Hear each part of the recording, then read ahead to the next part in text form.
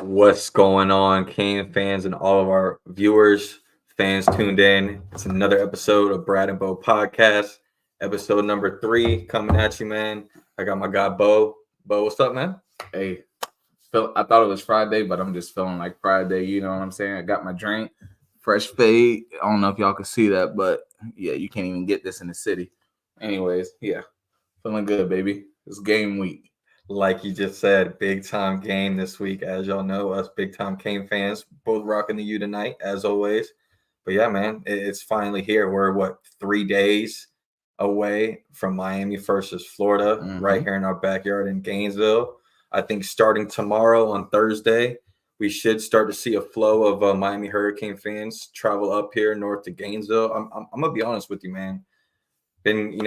Obviously me, man, I've been off for a couple weeks, almost a month now, and I've been driving around the city the last couple of days, and it doesn't feel like college football is here, to be honest with you. And I think these next 24, 48 hours, there's going to be a big turn of events in this town where I think a lot of people who aren't familiar with Gainesville or just moved into the area or just aren't familiar with college football, they're about to get a rude awakening this weekend, especially in the next couple of days, of what this city is going to be in a college football environment again. No, I don't think that's the reason. I think it's just been quiet because it's more like a damn man walking. Like, they all know, like, their season is over after this fucking first game because Miami about to come into the swamp and this shit, crush their dreams. Sunbelt Billy got to go back to fucking Louisiana or wherever the hell he's from. No, I hate the Louisiana. You know, we love Louisiana. Yeah. But, yeah, I think everybody just the bet is made and they just waiting to lay in it. That's all, you know?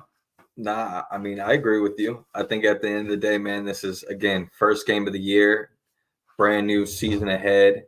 And I think, Florida fans are coming from all across the United States for this one. I mean, they're a program and a fan base that definitely knows how to pack out a stadium. And as many big games as Kane Ward has been in, this is going to be another different type of atmosphere that I don't think not only him, but the rest of our team hasn't, been able to step into yet. But at the end of the day, I think it's going to come to preparation, coaching, and just limiting turnovers, man. We'll get into a little bit later the keys of the game for both of us. But another guy that we'll be talking and chopping it up with for the Miami-Florida game here very shortly is none other than my guy Gaby Urrutia from 24/7 Sports, who does an excellent job. One of the best guys out there that cover Miami Hurricanes football, if not the best. So he'll be joining us here shortly to break down the Miami-Florida game. But other than that, man, I got my guy Bo over here just struggling on the phone. Well, all right, so goodness gracious. My bad, y'all. It's like my 4-year-old grabbed my cell phone and just started going crazy. So I'm not good with the technology. Yeah. Brad usually sets everything up. Literally, the only thing I have to do is drink and hang up stuff that's high up. That's usually my only job. So Brad's telling me, like, hey, this is the link. Like, just click this and sit this. And I'm trying to do it. This shit is working the fucking math class. Well, let's start with one good thing you're at, and that's drinking. Here, let's go for cheers. A shot. Now that I can do. Yeah, there you go. So let's start with a shot real quick. But if y'all can, bear with us, we're trying to get this link sent out real quick. If you can. Yeah, no, but before we get to that, man, like I said before, we got a great guest with us tonight. Oh, yeah. We got our guy, Gaby Urrutia from 24/7 Sports, who, like I said, man, does an excellent job. Gaby, man, what's going on tonight? What up, man? How you guys doing? Doing great, brother. I appreciate you taking some time out of your busy schedule, man. Yeah, no, not a problem at all, bro. Hey, anytime, man. First off, on the new one, as you know, man, us being dads of daughters, man, you got a second one, so congrats. Yeah, Lord. Two girls, bro. 2 girls? Yep. Two girls. Yep. What were you doing before you had kids? Because God don't play. Bro, I was just kind of chilling. I don't know. I just I got married like 4 months before we found out we were pregnant. Like, we just got married. Like, I didn't even know. We weren't even really, we were just, I don't know. Things just happen. Well, congratulations, man. Girls are a blessing. My girl is my best friend. So absolutely, not better than the girl. No doubt. So, Gaby, man, obviously there's a big time game ahead in the next few days in our backyard here in Gainesville, Florida versus Miami. And you talk about the timing of things. Timing is everything. It's kind of funny how all this comes full circle, because I think the first time me and you met in person. You're right. Was back in 2019, Miami right. first Florida in Orlando.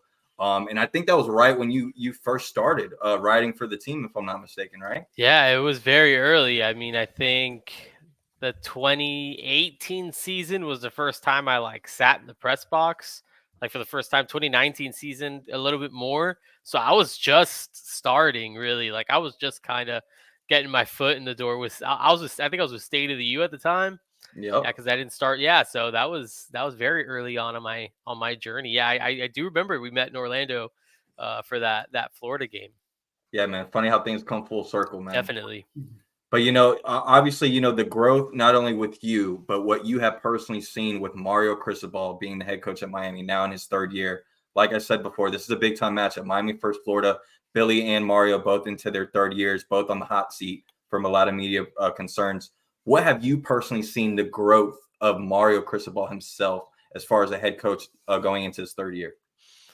Yeah, I mean, I think in a lot of ways, I do think he's, taken kind of ownership of, some of the mistakes he's made in the past. Like, I think we kind of saw that during the Monday press conference where he was just like, hey, yeah, kind of, time management coach. I know everyone's making a big deal out of that. I think he kind of owned the fact that even last year there was a process and, he didn't really follow it. And I think he was open about that. And just based on everything I've heard, throughout the offseason, I do think Mario Cristobal, Miami as a program kind of looked itself in the mirror and said, hey, this is where could probably be better. This is where we've lacked. I think obviously from a roster standpoint, I think it's gotten obviously a lot better. I think Mario Cristobal's done an excellent job of stacking talent, of acquiring talent at a high level.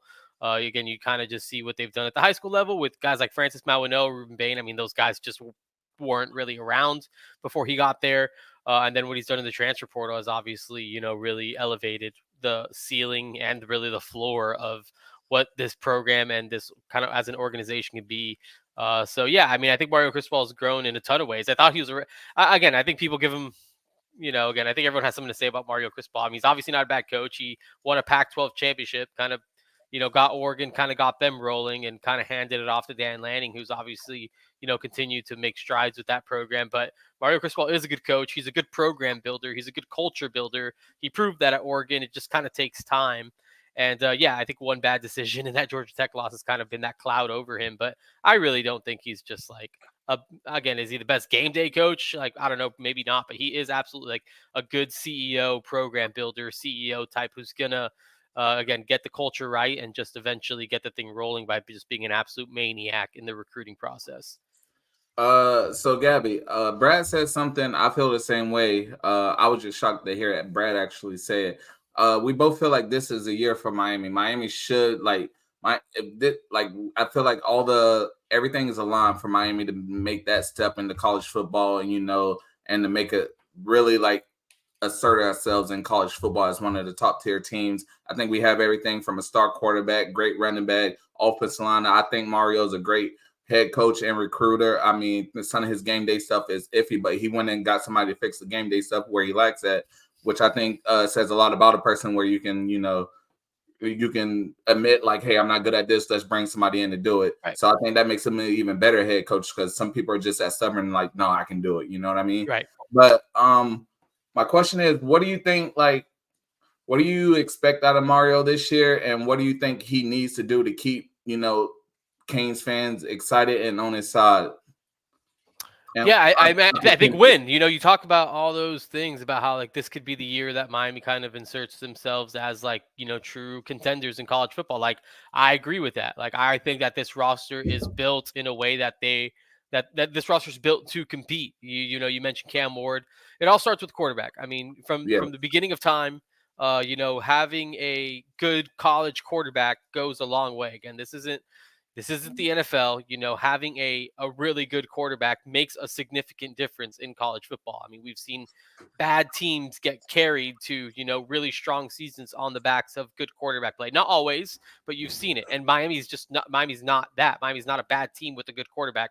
Miami has the quarterback, has a running back, has the offensive line, has their weapons at receiver. I think they're stocked up at tight end more so than I think just like the average college football fan probably anticipates. I think they're really good on the defensive line. I think just the trenches in general, Miami's built to kind of withstand and really kind of excel. Kind of, I think that they have the potential to impose their will, not on everybody, and not saying they're going to do that to Florida, but I think just generally over the course of a season, I think that they're going to be able to wear people down, especially late into games because of their depth and because of just the overall talent.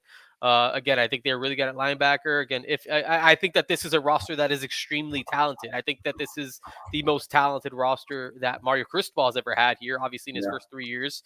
That's not saying a ton because the first two teams, the first team definitely wasn't particularly good, and the second team was good, but maybe underperformed. But I think this team is even like significantly more talented than the team a year ago. And again, I think even going back, I mean, to maybe even 2017, where that team went, what was it, 11-1 in the regular season, to again beyond. Like I think that this is as good of a Miami roster as we've had here in quite some time. So yeah, like I think that Mario Cristobal, if he wants to keep people happy, I think he's just got to win. I think he's just got to do, just got to do what this team is built to do. And what does that look like? Like, what does winning look like with a roster like this, with a team like this? Like, I don't know. I guess that probably depends on how the season kind of flows. But, I think that this is a team that's built to make an ACC title run. I think that we should expect this team to compete for an ACC title.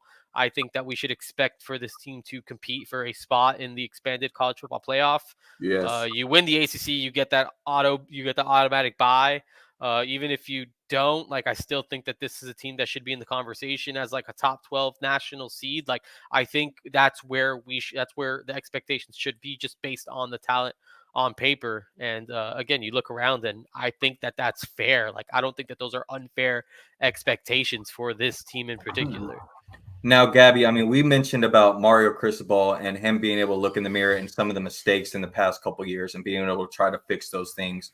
We talk about competing. We're going to be competing against the Florida Gators this weekend, and a guy in Billy Napier. One of the things that I think Debo brought the word stubborn. And I think when you think of Billy Napier in this upcoming year, I think him still taking that offensive play calling role. He was able to look on the other side of the defense side of the football and bring in the godfather of Coach Roberts to kind of pair with the youngest DC and Armstrong, also bringing in a special teams coach to help with the lack on that end. But on the offensive side of the football, it seems like he's sticking to his guns, and that's him, right? And not only him, but Graham Mertz at quarterback. And just looking at the history of not only Billy Napier, but Graham Mertz at Wisconsin, these are two guys that don't necessarily stretch the football field. And going into this first game against Miami, do you feel like this Florida football team, especially week one, how do you expect the play calling? And, between Billy Napier and Graham Mertz, do you expect them to try to test the football down the football field with Miami secondary? Or do you think they're going to, play it close to the vest like they usually do and play conservative? Yeah, I mean, again, I think Florida has the desire. I mean, based on what I've read about them and heard about them, I think they desire to be more explosive in that passing game, right? They went out, got Elijah Badger from Arizona State, who's kind of maybe gives you a little bit of that juice. But I mean, still, I don't see necessarily a ton of like maybe outside weapons that like truly inject that sort of fear in you. And again, you talk about Graham Mertz and who he is, and look, I'm not here to bash Graham Mertz. Like, I think for what he is, he's a really efficient, high completion percentage quarterback. Is he the guy that's gonna beat you deep vertically? Probably not. You're talking about, again, week one, where you can say game manager. Yeah, that's what he is, and that's fine. Look, and I think Graham Mertz, again, just they in the scope of college football. Brock Purdy. I mean, Brock Purdy is a perfect example of a guy that could definitely be like a Graham Mertz. I'm just not trying. I'm not here. I just don't want to give off the impression that I think Graham Mertz is just like some terrible. I don't think that, especially just again, was within the landscape of what college football is. Like, shoot, I would have taken that on Miami's roster last year. I think Graham Mertz on Miami's roster last year. I think Miami's probably a 9-win team with a guy like Graham Mertz, who just does. There's something to not turning the football over, which Graham Mertz is very, very good at, not turning the football over. I think there's something to be said about that. But again, I mean, to your point, it's week one. I think naturally, I think we saw that kind of, in some of the other games, in week 0. I think teams are kind of naturally sort of conservative. I think you're kind of feeling each other out. I think you're trying to feel your own team out. And look, I mean, maybe Florida does try to take a couple shots. Like I think so, but I think it's also testy to kind of let that Miami defensive line kind of pin their ears back, especially Ruben Bain working on the right side of that Florida offensive line. Like I saw the Florida depth chart, the San Diego State guys not even starting. I had heard that was kind of a weak spot, and I'm not really sure who the guy is that's going to be there. But I think Miami's going to, give Florida fits on the right side, especially if they're trying to drop back and again go vertical. I mean, that gives Miami's pass rush an ability to kind of get home. So I kind of expect probably a status quo from Billy Napier in Florida as far as trying to get the ball out quick, be efficient, kind of methodically march down the field, make Miami have to make a stop, make Miami have to make a tackle, get Eugene Wilson and Trey Wilson going, try to find the ways to get creative with him, move him around, get him the ball in space, and again, get it to him quickly. Just because, again, if I was offensive game plan, I'm not a genius or some offensive guru, but that's kind of the approach that I would take, just because, again, I think that defensive line is salty. And if you let those guys, if you try to drop back Florida's offensive line was I think one of the worst in like just QB sack percentage. I think they gave up a sack on 10% of their quarterback drops last year, which was like 130 something nationally. If I don't have my PFF, they gave up 30 plus sacks, which was 20 more than last year. Right, I have my pick six previews, which has all the stats on there. I just don't have it right in front of me. But again, I don't anticipate Florida suddenly trying to just get really creative with it, unless they really feel like they can block it up. And if they can, credit to them for doing that. But again, just it being week one and you still trying to get a feel for what you got, I'm not sure if that's the time where I'm not sure this is a defensive line to kind of test in that way. Sure. I would try to shorten the game by just possessing the ball, moving the chains, and hope that you could put together some of these, big long drives, and hopefully you can chunk together some 15, 18, 20-yard plays in there to try to kind of, move it down the field. I don't know if Florida is going to be particularly explosive. Maybe I'm wrong, but that's just kind of the approach I would expect Florida to take. Bo, you got a question for Gaby before we get to keys to the game and get him out of here? Yeah. So I do. Damn it. Oh, I'm sorry. So just based off of honestly, I forgot my question. It's all good. I legit forgot. Gaby, let's get to keys to the game for sure. Miami. Keys to the game for Miami to win this football game. Give me your top three things. Yeah, I think coming out of the gates, like fast, starting the game fast. I think if they kind of get in there and kind of get into a rhythm early, I think that would be pretty telling. I think if we kind of see a slow, kind of sluggish, I don't expect that. But again, if it's just kind of, if Miami doesn't kind of have their way early, again, I would kind of be concerned just because of the atmosphere. You keep that Florida crowd engaged. I think it only makes it kind of tougher. I hope Miami kind of hits the ground running as far as, being able to, I think being able to run the ball well. I think getting Damian Martinez going and getting him hot, kind of getting him his carries. And hopefully he's moving the chains the way that he was able to move the chains during camp. So I think being able to run the ball efficiently, I think red zone conversions, like turning those red zone trips into touchdowns, especially on the road at an SEC school, a big game like Florida, again, where the crowd's going to be really into it. I think those red zone opportunities those trips need to be touchdowns. And again, I mean, defensively, I think you got to just try to be, disruptive as possible to make Graham Mertz inefficient. I think you have to kind of shake him up a little bit with that defensive front, with the pressures that you kind of put on him and force him to kind of have to make really, really good plays time and time again. So, I mean, that's just some of the things that I think, getting off the top of my head that I can think of that I think Miami has to do really well if they want to kind of get out of the swamp alive. So I remember my question. Do it, bro. Let's go. I didn't write it down, but I finally remember my question. So do you feel like this is a must win for Miami? Because me and Brad, we're kind of on separate sides. I think it's a must win. I think this sets the tone for the rest of the season. Yeah.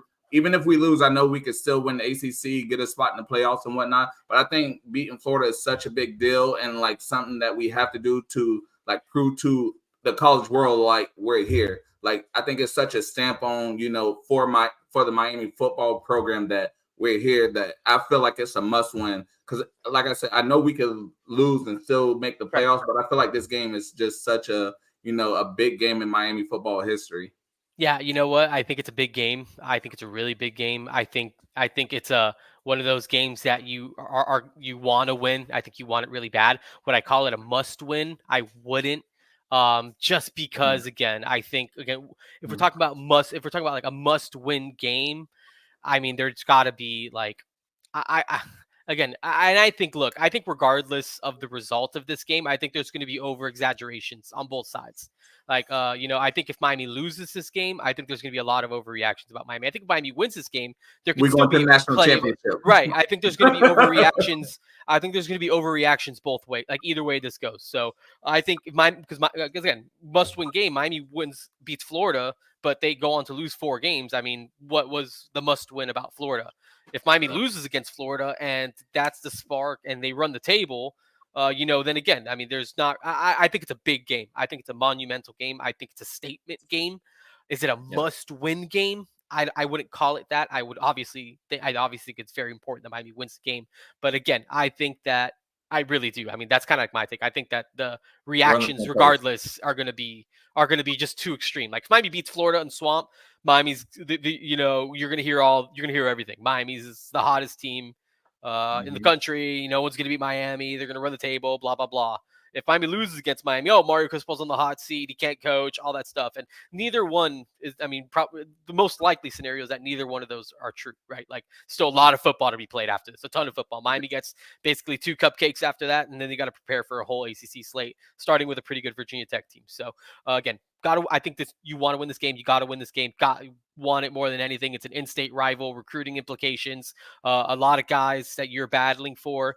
It would mean a lot to win the game, but I personally just don't consider it like must-win type of game. I think it's more.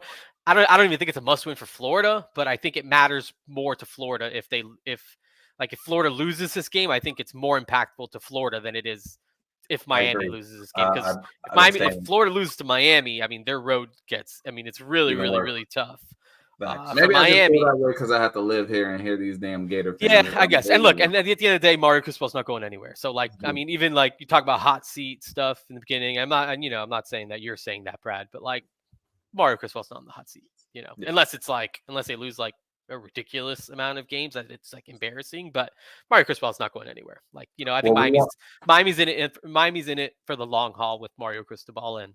I don't think we can say the same about Billy Napier, right? Like I think if it goes wrong for Billy Napier, like I do think that Florida could potentially get to a point where maybe they move on. So we'll see, man. I'm really curious to see how it plays out. Honestly, like I don't feel like really good about either way. Like I could see either result playing out. Like I could see a path where Miami wins this game. See a path where Miami wins this game big. See a path where Miami loses. Like it's hard. This is one of those that kind of has my mind in a pretzel, just because these week ones are so uncertain, like I don't really know how this is going to go. I was just going to ask you before we let you go. Usually score prediction, right? That's a little bit too tough for this game, but if you do you just think Miami's going to win Saturday? I do. I think Miami's, I think Miami's built to, grind out a game like this. I don't think that I think that it's going to be really competitive. Like I think this could be a good game. I think Florida's a good team. I think they're better. Again, and this is just Twitter stuff, right? Like it's just fans on. I mean, like the reality is that Florida's a good football team, right? Like, I mean, they're talented. They're good in the trenches. Like it's not a bad football team. Miami's a good football team too. I think Miami's built to win this game. I think they should win this game. I think they're favored even on the road at an SEC school. Like I think Miami should win this game. I expect them to win this game. What's the score going to look like? I don't know. I mean, I think Miami can cover 3. Like I can see it being a 1-score win. But at the end of the day, I don't care what it looks like. I just, Miami needs to find a way to grind this one out and get it done. I agree with you, man. Well, we appreciate you as always for stopping by the Brad and Bo podcast, man, and chopping up some Canes Florida talk with us, man. When it gets back to recruiting season, I'll definitely have you come through and chop it up as well, man. But go back to the family, man. I'll see you soon at a home game. Absolutely, bro. I'll see you around. Yeah, man. Congratulations again on your. Thank you, man. I appreciate it. Good stuff, bro. Yes, appreciate sir. you. All right, bro. All right, man. Yep. There you had it, man. Nice. Yeah, man. We had our guy, Gaby Urrutia, literally probably the best guy to cover Miami Hurricanes football. We got to have him on more. Yeah, he's have him more. And we didn't even ask him anything about recruiting. You think I'm big in recruiting? That guy's, I mean, he's worse than you. I mean, he gets paid to actually do it. Oh, like well, he ain't worse than he's just on his job. He's on. I mean, he's on the grass with the backpack on, like 24/7 at these high schools. So I mean, big ups to him, man. So, anyways, going back to this Miami and Florida game, you know, we just talked to Gaby about the game. We got a bunch of Gator fans in the chat thinking that Gators are going to just blow us out. No, hey, shout out to all those boys in the chat supporting Nikki G, X, DZ, you know, Vargas. Hey, I appreciate all y'all boys for watching, even when it's just hate. But you know, y'all know, and those all Gator fans, by the way. We live in Gainesville, so a lot of our friends Gators. Yep. But yeah, man, going back to this game, you know, what are your personal keys to the game? My personal keys. I mean, we went over this with Graham, but I'm gonna just keep it simple tonight. You know, I'm had a little bit of the juice. We just better win. We better win. I got a lot of bets on the line. I'm not trying to send in a Waffle House for 24 hours. Yeah. I got a bet with some people in another. Shout out to JJ. Got a bet with some people in another group chat. A lot of these guys in the chat now. You know what the 24-hour Waffle House thing is?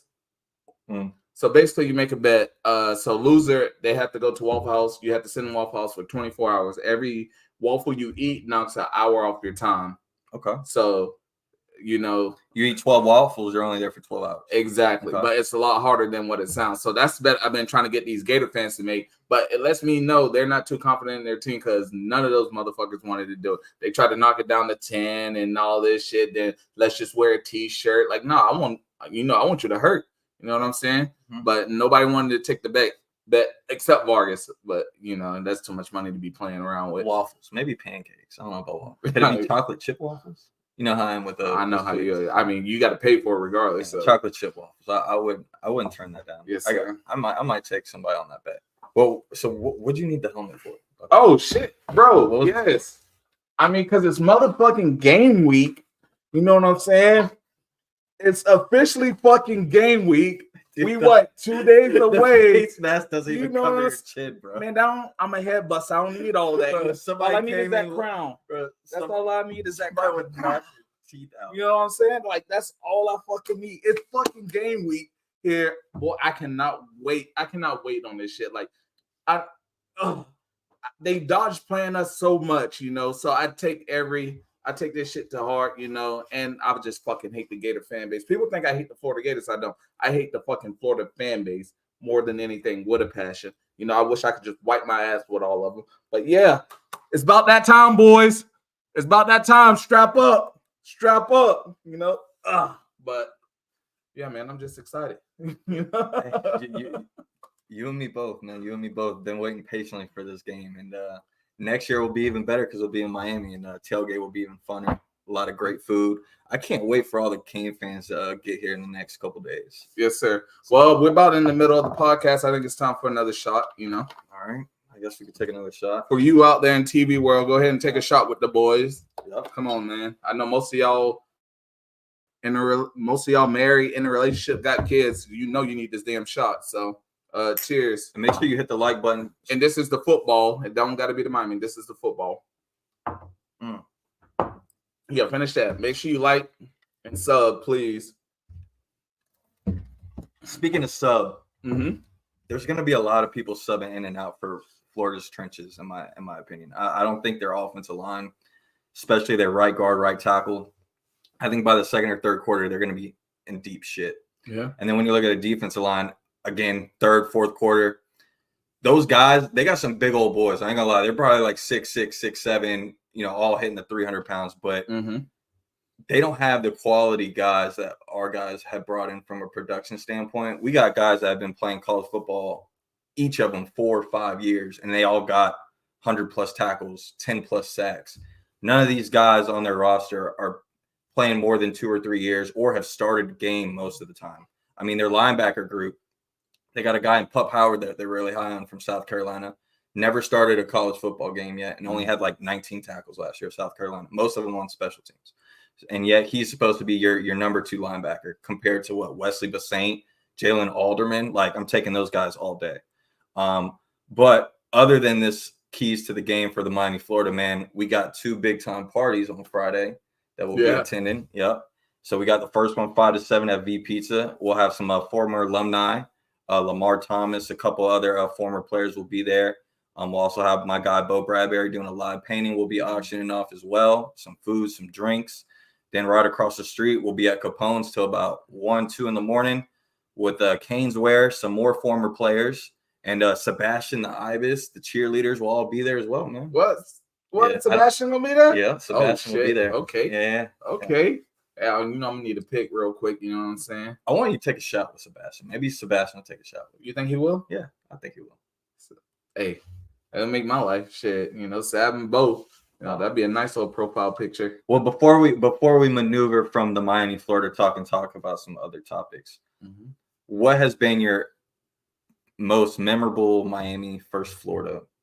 Whether it's a game, a memory, a tailgate, and anything that you could remember when it comes to Miami, Florida, talking about this weekend coming up, the fondest memory that comes to your mind for this type of rivalry, what is it? All right. Well, so as a kid watching the Florida Miami, I mean, I love watching the game. Devin has to return one and stuff like that. But honestly, like as you get older, get to be an adult, you get to appreciate the smaller things. And honestly, the thing I love the most about Florida Miami is the tailgates. Because, we grew up here in Gainesville, so most of our boys are Gator fans. But just getting to tailgate with those boys, you get older, people have kids, people get married, you don't get to see them as much as you used to. But this weekend seems like it's bringing all that shit back. All the boys are back in town from Tampa. All the boys are back in town from down south, up north, you know what I'm saying? So that, honestly, is probably my favorite part. Because I just like tailgating with the boys, talking shit, letting them know how shitty the fucking Gators are, I mean, you brought up tailgate. I mean, I definitely agree with you. As fun as this tailgate this weekend is going to be next year in Miami. I mean, you've been to a couple Miami tailgates. It's just a different atmosphere. Oh, yeah, you're going row by row, and like different. You're smelling lobster, filet mignon, and they're just giving it out like you're at the Oaks Mall, and they're just giving out teriyaki chicken. Yeah, and don't forget that jit. That's for another time, y'all. My bad. But yeah, man, I think last time me and you went to a Miami game, we were with our starting kicker. Yeah, that was the Florida State COVID year right there. Yeah, I remember that. Oh, Andy Borgalis was with us the whole game, man. He rode with us to the game, and now he's my boy said from the beginning. Yeah, man. Ice in the vein. And now he's the senior starting kicker. I mean, he's been the starting kicker for Miami, but I mean, I think this might be the year he gets the kicker award. Man. Yeah, that's crazy. Yeah, isn't that wild? Yeah, shout out to that boy, man. Andy Borgalis. Been doing it since he was legit. Yeah. But yeah, man, I think my favorite Miami, Florida memory. Yeah, what's yours? I know. So you're a little different. You were down there at OB and doing all this other shit. You know what I'm saying? I had to enjoy it from the middle of the woods and stuff. I don't know. The Sears moment's up there.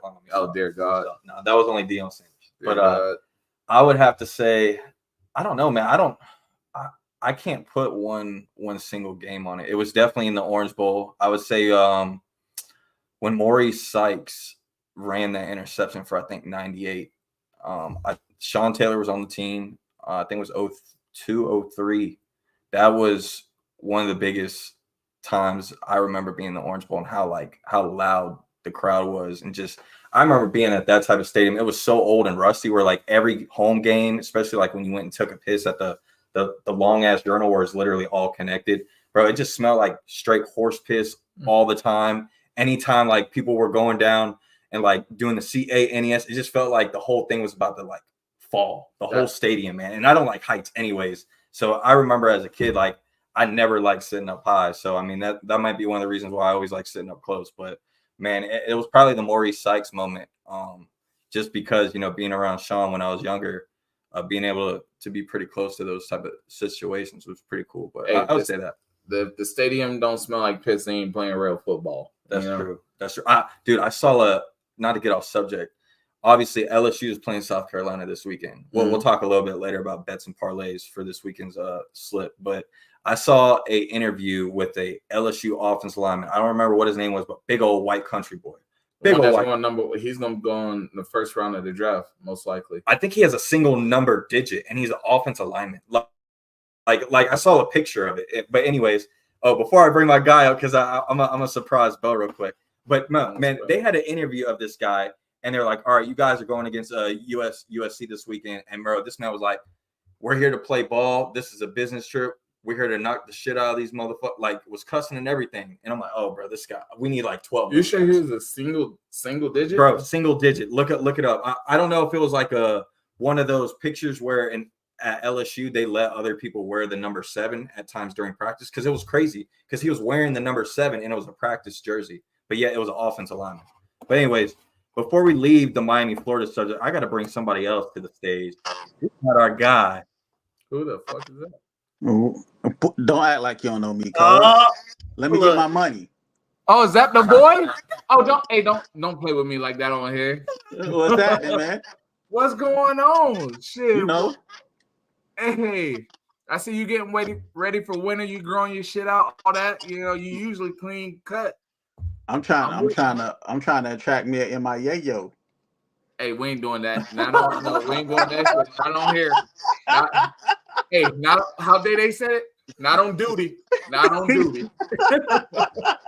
Yeah, bro. Yeah. Oh my gosh. Oh man. Well, man, we got our boy Eric joining us tonight, man. Big time Kane fan, also lives up here in Gainesville. Does amazing work behind the kitchen, man. Probably one of the best cooks I've ever met and known.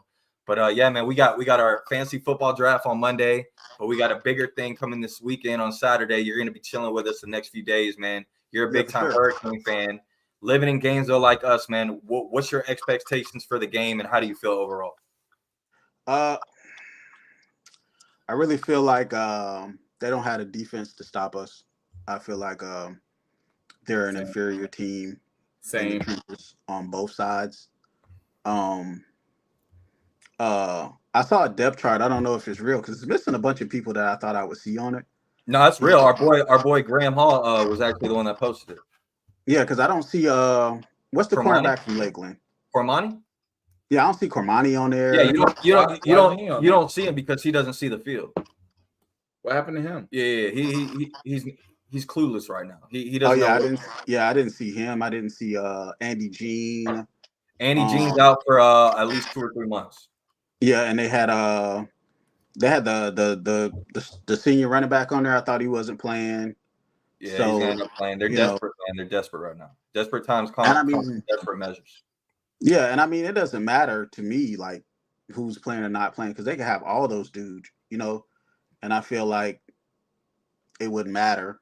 You know, I feel like we're the more talented team on paper. I just feel like it's just gonna come down to execution, coaching, game plan, and things like that. So it's like I feel like the difference on what's gonna happen is if we're gonna win by 6 or if we're gonna win by 26. So either way, I don't see us losing the game. If we win the game, I mean, if it's close, it's because we were sloppy, not because they were good. You know, I just don't foresee this being. I feel like this is a D1 warm up, really, in the most humblest way. A jamboree, as they call it. Yeah. You know, in the most humble way I can put that. Okay. You know? All right. Well, I got a 2-part question for you, bro. One, do you have a shot? Do you have a drink near you?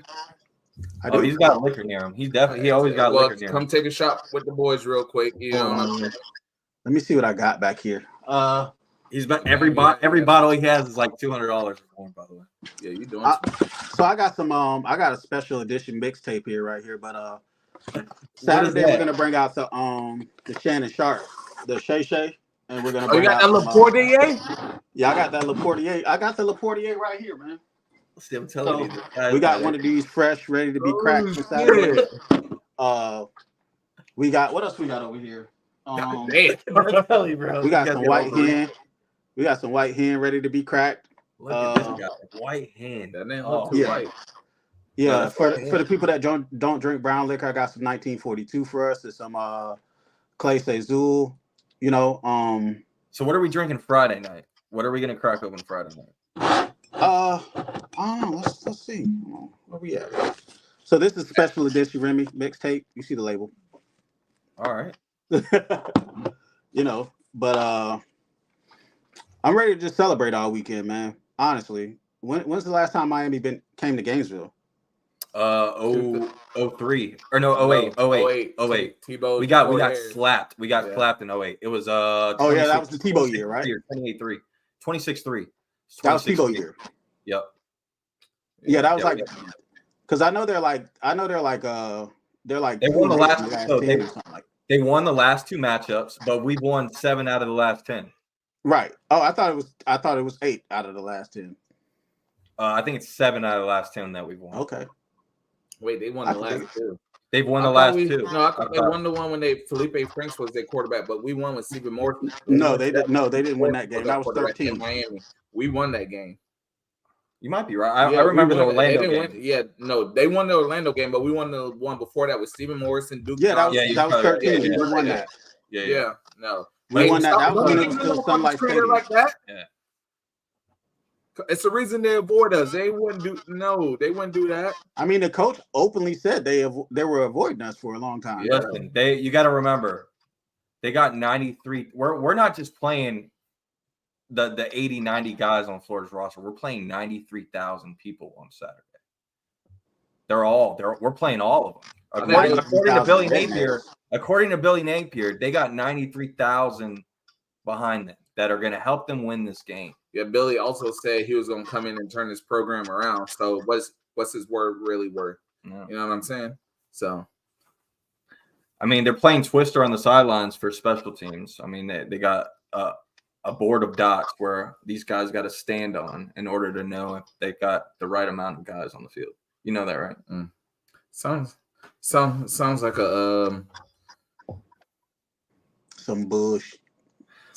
Well, speaking of bullshit, we're gonna maneuver on to another subject. Let's take this shot first. Before we let you go, we're gonna talk about this next subject and have you on for a little bit because I want to see your face when we talk about this next subject and how much of bullshit this is. And the only reason why we're talking about the subject is because of this guy.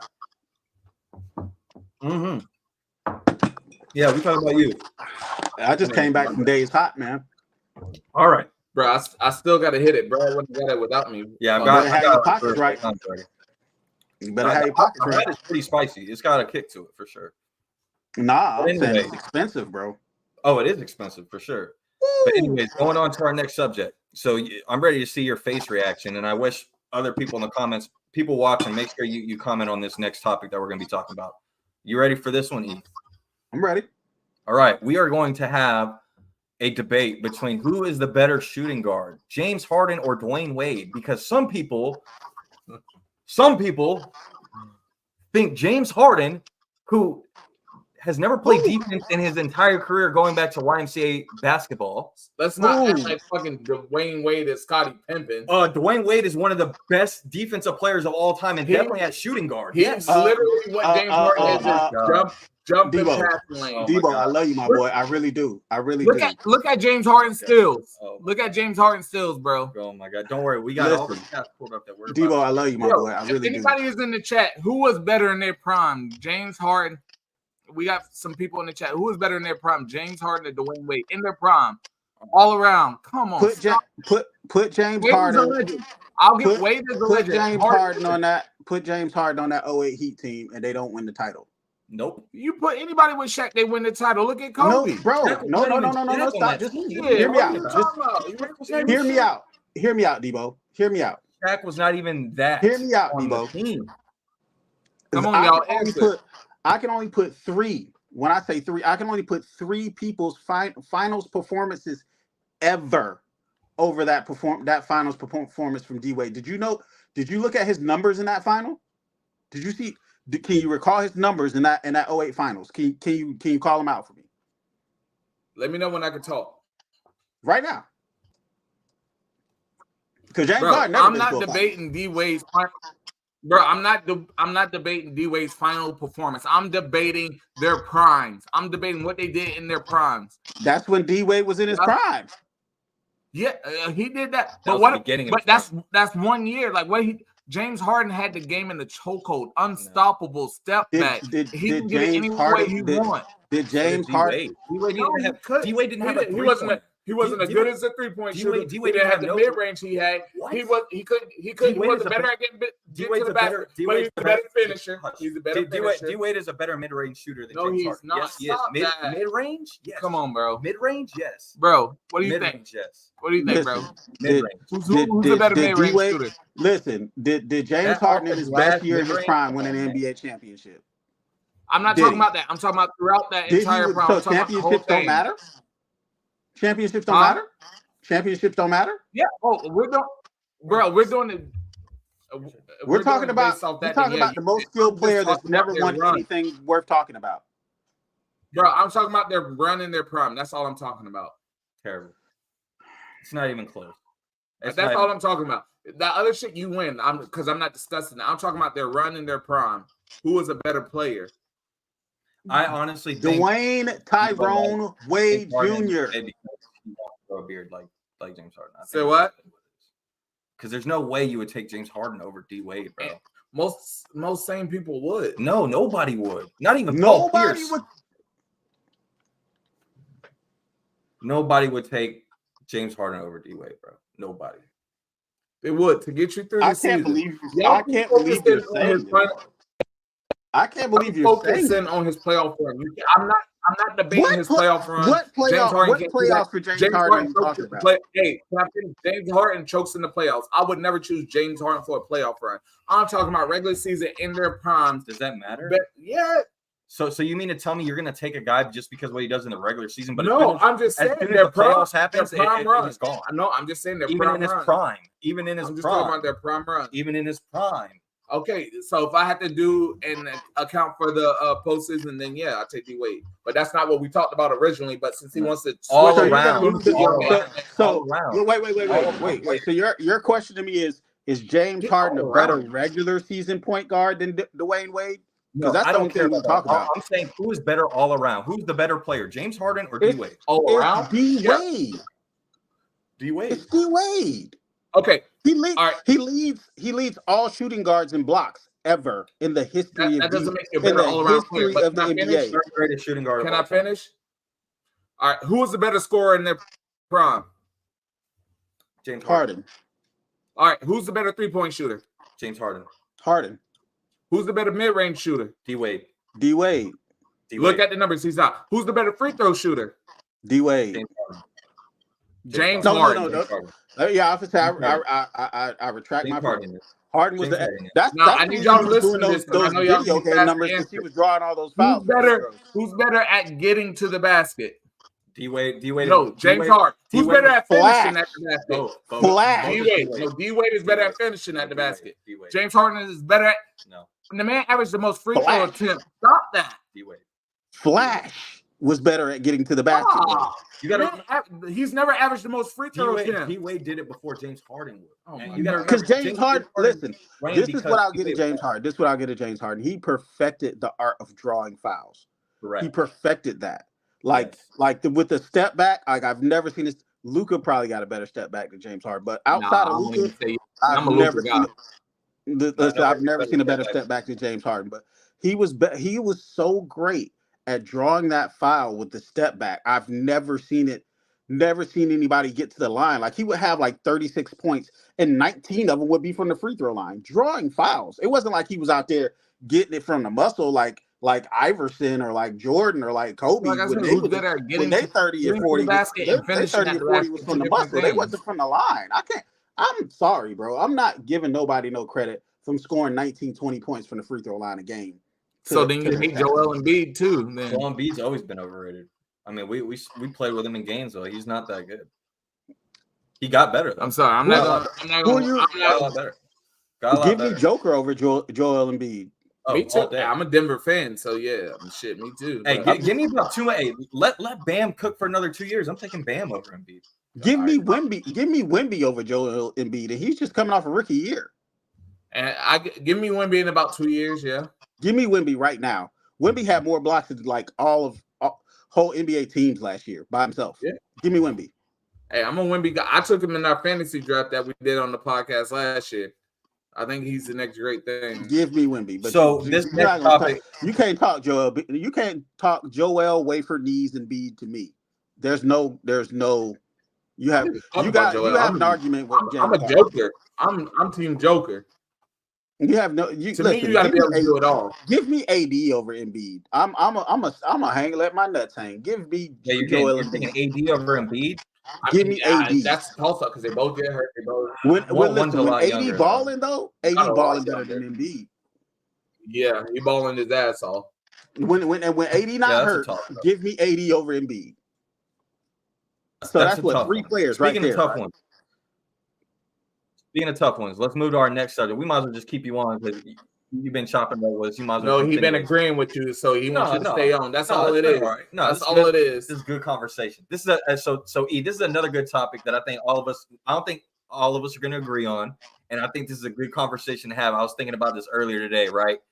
Fantasy football draft with us is coming up on Monday, right? Mm-hmm. I think this is the first time in a long time where when you look at the wide receivers in this wide receiver class 2024, you compare them to the 2021 wide receiver class as far as the stardom and the projection of what some of these guys are capable of. I want to break down the 2021 wide receiver class and compare them to this year's 2024 wide receiver class and see if maybe there's a guy from the 2021 class we could kind of compare with other guys in the 2024 class. Y'all down with that? All right. Yeah. I already got a name off the top of my head for 2024. I got both classes pulled up, so I'll pull them up here for it. So first off, with the 2021 wide receiver class, the that got drafted was Jamar Chase, pick number 7 to the Cincinnati Bengals, right? Then you had Devontae Smith and Jalen Waddle, right? So those were your 3 top guys in the first round in 2020. You know what's crazy about that though? Both the last 2 guys are both number 2 receivers on their team. Number 2 wide, that's true. Both number 2 wide receivers. So but they be number 1 anywhere else. Those were the top 3 guys, and when you look at those guys, those are all guys that are putting up numbers, not only in fantasy football but in real life, right? These are guys that have really been really productive since being in the NFL the last 3 years. Mm-hmm. Going into this class, right? You got Marvin Harrison Jr., Malik Neighbors, and Rome from Washington. Those 3 guys alone, with the 3 guys I just mentioned, I think there's a lot of similarities in their game. But let's just go first off with those 3 guys because there's a lot of hidden gems in both classes that we'll get to as well that I think we could all agree on. But just with those 3 guys alone, let's go first off with Jamar Chase, right? Looking at how Jamar Chase was in college, how he's performed with Joe Burrow at Cincinnati, and how he's really performed overall as a wide receiver. Out of the 3 guys, Malik Neighbors, Rome, and Marvin Harrison, who would you think you would compare Jamar Chase to, whether from a physical standpoint, how they play their game, or maybe productivity standpoint? Neighbors. Neighbors. I was going to say the same thing. Neighbors. Okay, yeah. Tell me Malik Neighbors, why?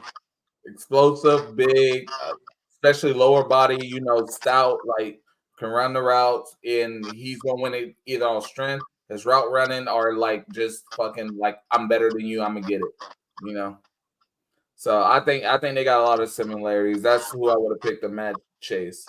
What about you, bro? You said Neighbors, right? Why? He spelt it out for me. Exact. I couldn't have said it any better myself. But first of all, before we get to this comparison thing, okay, I'm gonna make a very, very unpopular opinion that both of you probably gonna hate me for. I think Marvin Harrison is gonna be the most ass receiver out of this 2024 wide receiver class. Really? I honestly think Wow. Jeremiah Smith is better than him right now as a freshman at Ohio State. Right now. You don't honestly believe?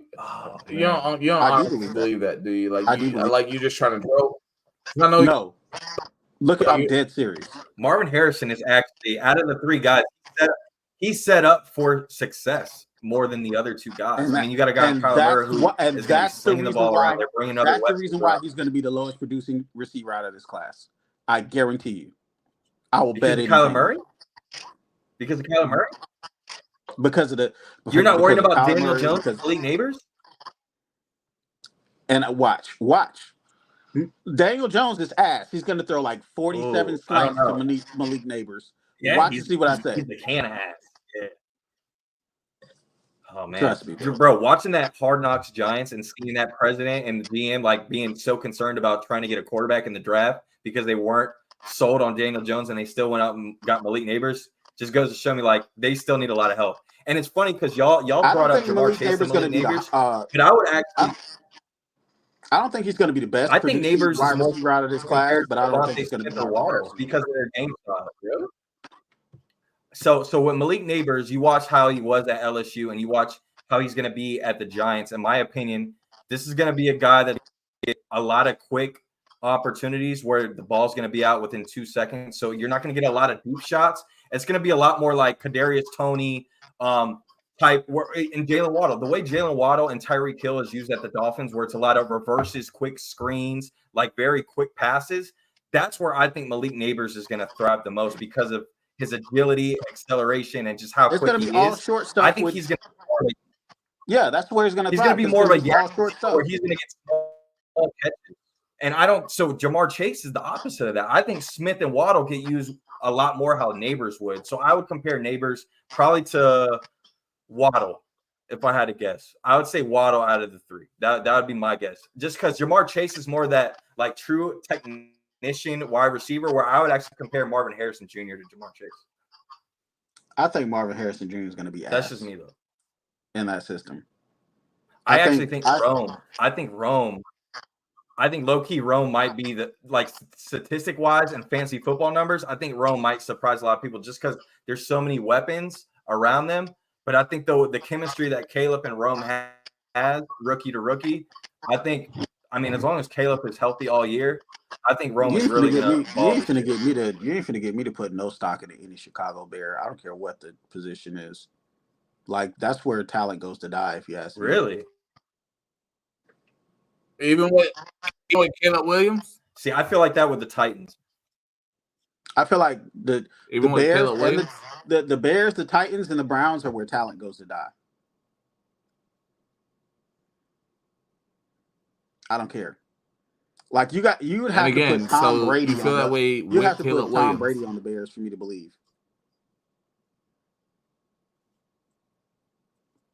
Bro, I ain't gonna lie, man. That the backup quarterback for the Bears, I like him a lot. Tyson Bagent, I think his name. I just don't see. Take him with the Cowboys right now. I want him with the Cowboys over Trey Lance. Trey Lance, by the way, Trey Lance is the worst NFL quarterback in the league ever. Bro, this man threw like 7 interceptions the other day. That's crazy because Tim Tebow played NFL football. Like, he didn't turn the ball over like Trey Lance.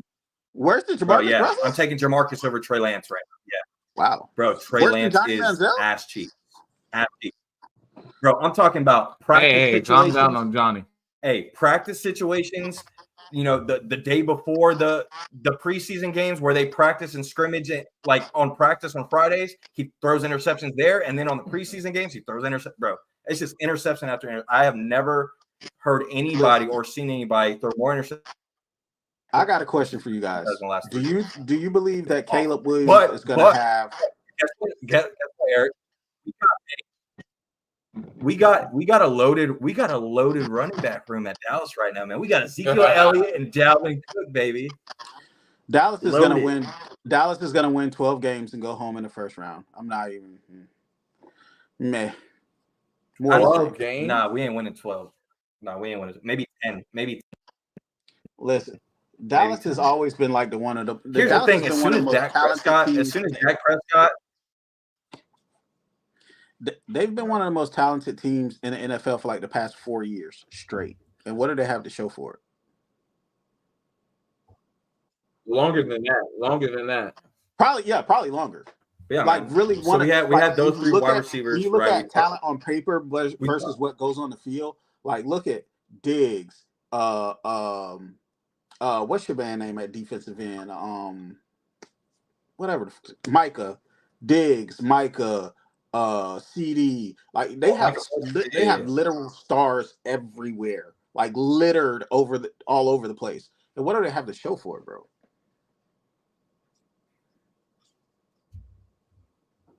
Not for sure. Riddle me that. I think looking back on this 2021 class, we brought up Jamar Chase, Devontae Smith, and Waddle. On the back end of this 2021 class, you had Kadarius Toney, Elijah Moore, Tutu Atwell, and Randall Moore from Arizona. Me personally, I don't think any of those guys have really panned out much in the NFL so far. I mean, but when you look at the bottom half of that next class, you had Nico Collins that went to Houston Texans that balled out last year, and then the one that really sticks out to me is Amon-Ra St. Brown that went to the Detroit Lions. I mean, he's been balling out. I've been watching that kid since he didn't get drafted in the first round. I mean, fourth round. Yeah, he was third or fourth round, if I'm not mistaken. And when you look at this year's 2024 class, there's a couple guys. I mean, I think me personally, Brian Thomas Jr. from LSU is a guy to look at. Ladd McConkey from Georgia is another one. I think those two and Ricky Purcell, I mean, are three guys that Ricky obviously was drafted at the end of the first round. Not thinking about you. If he comes from the You think they University keep of IU? Florida, he's gonna be a bust. Yeah, If he comes from the University of Florida, he's gonna be a bust. Yeah. Period. And if we say that, we're haters, but like history is just on our side. Listen, if Look at the NFL look at the players numbers. played rock, paper, scissors, they would always be scissors because they get cut. Look at the numbers of the University of Florida bust in the NFL. No, They're like 90 so we're all something percent. serious. So when we say it, we're haters, but like that's No, what I'm it just is. saying, Like look if you at play the for numbers. the It's like NFL, 90 something you percent. happen to make it to the NFL, you're cut within at least 2 years. 2-3 years. If you make it 4 years out of Florida, you're a GOAT. I will say this though. I don't know if this is surprising to y'all, but obviously we're talking about guys getting cut, and I think either today or yesterday was the day where most NFL teams cut guys off their official roster. Today. But Georgia winning the national championship this past year. You look at there was 5 or 6 guys from that Georgia national championship team that were not only starters but huge impact guys that won the national championship, and they got cut from the roster today. About 5 or 6 guys. So I want to ask y'all this. Do y'all think is Georgia really that dominant to where they're just getting guys and not really developing them, and they're just getting them at their peak ceiling already? So once they hit college, like they kind of have already hit their peak, or is this just something that is a 1 year off thing? I think that's just Georgia. I mean, I don't think they really give a fuck. Georgia wants to win national championships. I think they develop their players to be great for their system and what they're playing in that moment. And then when you get to the NFL, it is what it is. I mean, right now, I got a better question. And So, running back is better question, right? Coming in ball. Other than that, it's Matthew Stafford, but you can't name nobody else that's really like that. Nobody on defense. I mean, I'm there's talking a couple about guys on defense. The kid from that's on Philly, defensive lineman. They had a couple of good running backs. But he's not even He's not even They had a top 5 couple of good running backs too. Yeah, they got a couple of running backs. No, I didn't say running back because running back is one of those positions you can plug in from anywhere. Yeah, obviously they had but I got a better question, right? So you see that Georgia, right? You're gonna take that in, right? Dominant in college, busting the NFL, right? You look at it that. So I got a better question. So you see all of the talent, all of the undrafted talent, drafted and undrafted talent that came out of Miami and made rosters, right? Yesterday, right? Yeah. So is that under development at Miami, or is that the coaching staff trending upward, or is that bad coaching in college? I think I'll go first because I know yours is gonna be kind of. I think it's a combination of bad coaching at Miami, but also a good thing at the next level because there's no way fucking Williamson should have been playing safety at Miami. He should have been at linebacker the entire fucking time. We told him. Soon as it's about money, he got no problem trying to act like fucking Ray Lewis. Now that you're getting paid, it's no problem to be Ray Lewis. But the whole time you thought you was there, Reed. Somebody came at me about that, right? But I mean, you get a 5-star guy, you got to let a 5-star guy play where he wants to play, I guess, for the most part. So I think a lot of that is on us. But at the same time, I mean, you know how NIL, these kids, I'm not getting what I want, I'll leave. So you got to let them play what they want. But I mean, and Taylor, I thought Taylor left too. I don't know what's up with Taylor. I don't think he'll last because his motor just isn't like that to me. I don't know if he's just playing like that to make a team because he did. But when he was at Miami, like he showed flashes. Like he showed he was that guy his sophomore year, his junior year. He kind of like revved down. So maybe now that he's getting money too, like he's like, oh no, I've been that guy. Like I just didn't want to do that. But I don't know, man. It's kind of hard to tell. I don't put any blame on the coaching staff. If anything, I give them kudos, and here's why.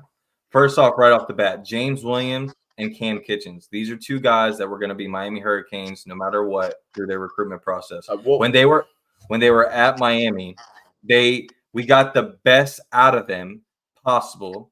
Not to mention James Williams. Debo talked about him converting to linebacker. This is a kid that we told him as a freshman when he got to Miami he should be a linebacker from the jump. And he said he did not want to be a linebacker. So we had to tell him that he could play safety in order for him to commit to the University of Miami. So we did exactly what the kid wanted to. And then as he progressed at the University of Miami, we saw the same thing that NFL coaches are seeing as well. So that was just him being hard-headed, in my opinion. And then when you talk about Cam Kitchens, as great as he was at Miami, he put our defense in a lot of bad situations. We had drinks the other day, and we talked about that. Bro, playing a lot of hero ball. He played a lot of hero ball, and unfortunately, sometimes it paid off, sometimes it didn't. Going to the NFL, that hero ball isn't going to always pan out, and I think now he's starting to settle down. Him being in the NFL. And one of the greatest strengths of Cam Kitchens is his football IQ and the way he assesses the game and just being a quarterback as far as a safety in the film room. And that's really what's benefited him the most at the NFL. As far as James Williams, he's finally made the progression to linebacker, and you're seeing see ball, get ball, which is exactly what he does the best. And he's super talented. He's a freak. So I see those from both of those guys. So those are two knocks not on the staff, right? Then you go to the offensive line. Matt Lee, Javion Cohen. These are two guys that got developed even more under Mario and Mirabal, coming from big programs like UCF and Alabama.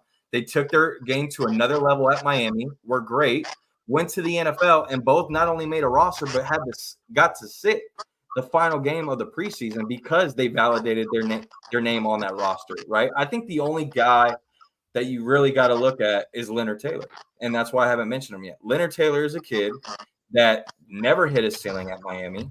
We put him in the opportunities to hit his ceiling, but to Debo's point, he was a kid that just never had his foot on the gas ever at Miami. Well, no, and now, I won't say that. Now getting to the NFL, hold on. Now getting to the NFL, though, when you get to the NFL, you have no choice but to put your foot on the gas. You have to do whatever it takes to get it. And I think, me personally, unfortunately, there are some kids that just have to get cornered into that corner where they don't have any choice but to excel. And I think that is what happened with Leonard Taylor. I think, unfortunately, there was nothing Miami could have done to get what Leonard Taylor, his best value, because he was still lollygag. He was still chilling. He was still on cruise control. When you're in the NFL, you can't be on cruise control. Well, I'll give you this, bro. I'm gonna say this. I feel like Manny Diaz ruined Leonard Taylor. Honestly. I saw this Leonard Taylor at the Jets, Manny Diaz last year. I saw that Leonard Taylor, okay, then. And he wasn't getting enough snaps. He would come into he would get in the game and completely blow up a play, make an excellent play, and they'd be like, come sit down, big fella. How dare you play good? Sure. And I feel like, this is just my opinion. I feel like after that, he was like, fuck this. You feel what I'm saying? Like, I play well, I get sat. And when Mario came in and he was establishing the culture, he was like, bro, I'm here. I'm gonna work because I'm here, and I ain't gonna quit on my team. But fuck that. You understand what I'm saying? Like, if that Leonard Taylor, because I saw it with my own eyes. Like, I remember being at a game sitting with one of my boys, and like he would come into the game and just like one play and just boom. And he'd be right back over. We'd be like, well, where's 56? Why is he not? I remember that. Like, I don't know. I would just say, I don't know about what y'all seen, but with my eyes, that year, like, and Manny Diaz is on par. It's hard for me to flip a coin and say who's the worst coach, Manny Diaz or Al Golden. Yeah, but I 100% agree with you on that, but at the same time, I feel like your junior year, when you know you're going into like your draft status, what's going to make you money, fuck who's the coach, fuck who's the AD, fuck any of that. Like, you need to be going hard. And from his film, he took plays off, bro. He took plays off. A lot of plays off. Today's the same player. In today's era of football, especially in college football, your junior year is now your money year. And if you have a senior year, it's only because you didn't reach expectations to get that first or second round bid, and you're coming back to prove yourself another year. If your junior year is really that big year where you gotta make a stamp. You get no argument from me, bro. None. But I'm just saying, I feel like Diaz ruined the kid. No. Just my humble opinion. That's your own mentality. I mean, because no offense, because I get what you're saying about Diaz. Like, damn, coach, because I had that before, like where coach kept taking me out when I was doing good. But at the same time, like if I was getting like if I knew this was money here, like, hey Debo, if you ball out, like motherfucker, you on first round, that's an easy 20 million guaranteed. No coach could have stopped me. His motor was not there. His motor was not there his junior year. No coach could have stopped him. I'm sorry. Listen, no motor. He took plays off. Yes. I mean, I feel like if he would have played to his potential, we'd have been just that much better. That's why I feel so much. Yes. I feel like we have more talent than we did last year, and our record doesn't reflect how good we were. No, between Kitchens and Taylor Williams, like we should have been nice.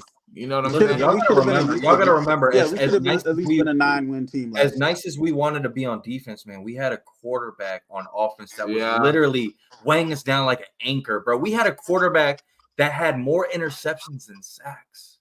Did you see? Like put that in your head. We had a quarterback. Did you see my text earlier? That threw more interceptions than sacks. Did you see my text earlier? No. Somebody was trying to, like, you know how the Gator fans are. They try to find everything negative about Cam, right? And they're like, yeah, Cam threw 29 interceptions in 4 years.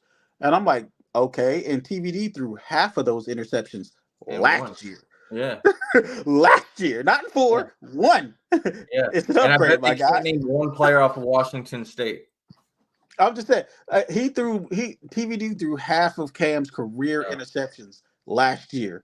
Like, and when I saw his lowlights with just him throwing wide open interceptions to people, bro.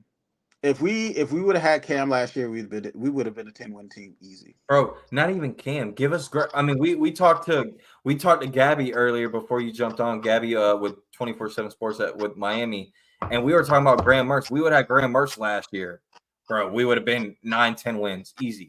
Haynes King, yeah, dude. I would say Haynes King last year. Yeah, absolutely.